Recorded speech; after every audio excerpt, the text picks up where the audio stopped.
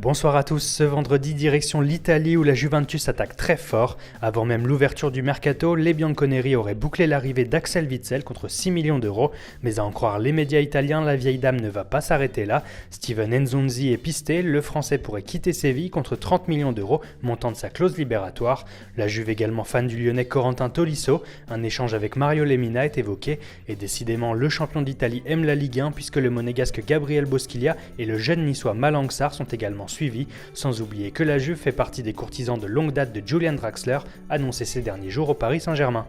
Le club du Piémont est également à la lutte avec Chelsea pour le phénomène de l'Atalanta, Franck Kessié, les Blues qui devraient d'ailleurs être très actifs sur le marché cet hiver. Antonio Conte n'a pas oublié Niklas Süle, déjà pisté cet été, on parle d'une offre de 35 millions d'euros pour le défenseur, mais Hoffenheim ne serait pas du tout vendeur.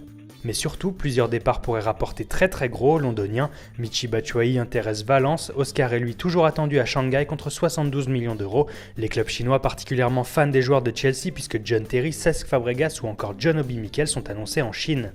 Mais forcément, la fin de star des Chinois ne s'arrête pas à la frontière de Londres. Edinson Cavani et Marek Hamsik sont espérés par le Tianjin Quanjian, mais les deux hommes devraient rester dans leurs clubs respectifs. Du côté d'Arsenal, la galère risque de durer sur les dossiers Özil et Sanchez. La presse anglaise rapporte que le Chilien et son club sont très loin d'un accord pour une prolongation. Le joueur réclame près de 300 000 euros par semaine et fait pression avec une offre venue de Chine justement. Pour le moment, les Gunners ne lui offrent que 214 000 euros par semaine.